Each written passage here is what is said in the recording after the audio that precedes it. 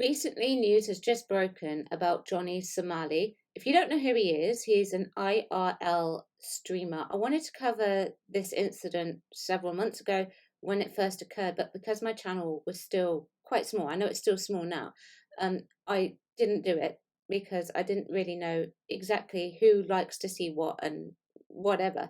But I've decided that I'm going to cover it now because for those of you who don't know, I lived in Japan and I lived there for 5 years.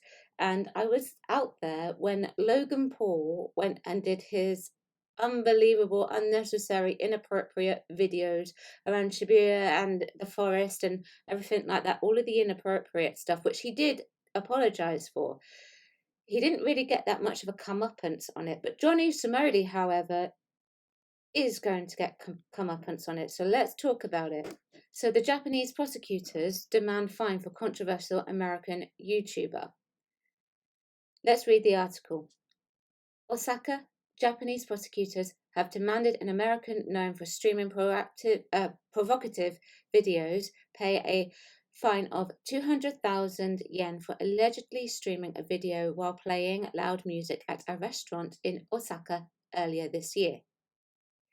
Johnny Somali on YouTube said during the first hearing, by the way, that's not him saying that on YouTube, that was just me paraphrasing there. So during his first hearing in his trial on Tuesday at the Osaka District Court, that he regretted shooting the video at the Gyudon, which is beef on rice, restaurant. And this is what he said: "I am sorry. I promise I will never take videos again." Isn't it funny how you're only sorry when you get caught? So he said that as the court played the 1 minute video that he streamed online, and according to the indictment, he obstructed the business of the Gyudon restaurant by taking a video with his smartphone while playing loud music in the early hours of September 12th.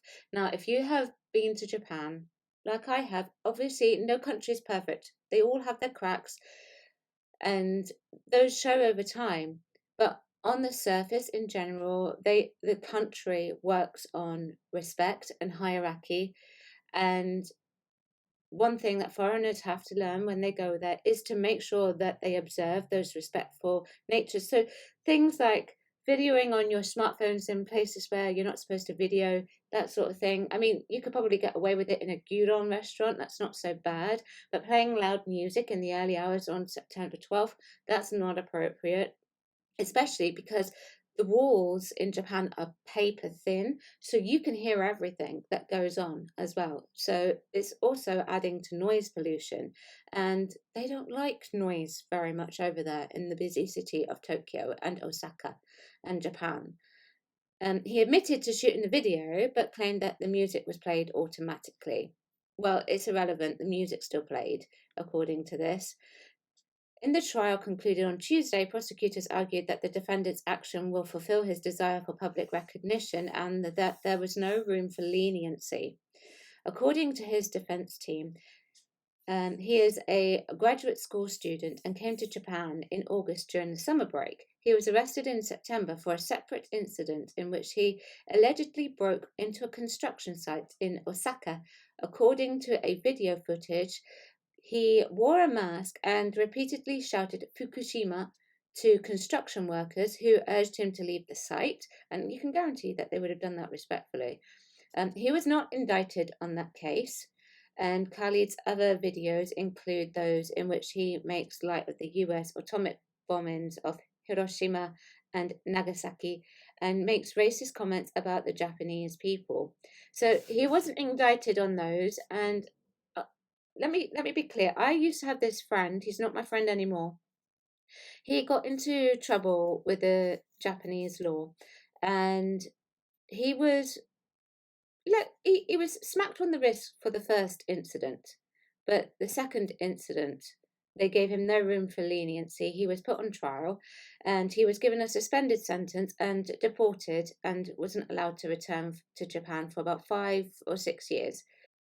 They're not lenient. Maybe on the first issue that you may present to them, they might give you some leniency, but not if it's multiple. They're not very understanding in that sense.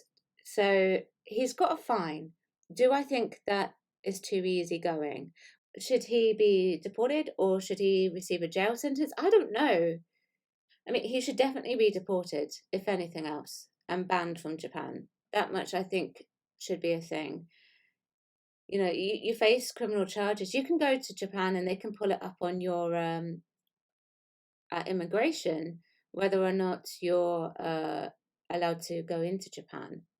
So, do I think that the 200,000 yen fine is appropriate?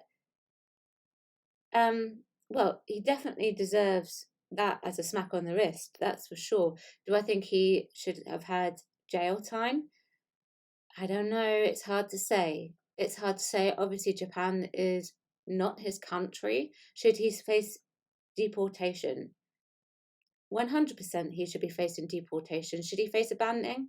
That's up to Japan, whether or not he should be banned. But you shouldn't be going, the point is, you shouldn't be going to other people's countries and creating this kind of ruckus, because every country lives a different life. We have different laws, we have different ways of doing things. And one thing that Japan functions on, having lived and worked there, is respect. 100%. Let me know what you think. Chat about it, don't chat about it. Leave a comment below, subscribe to my channel, and I'll see you soon. Thank you. Bye.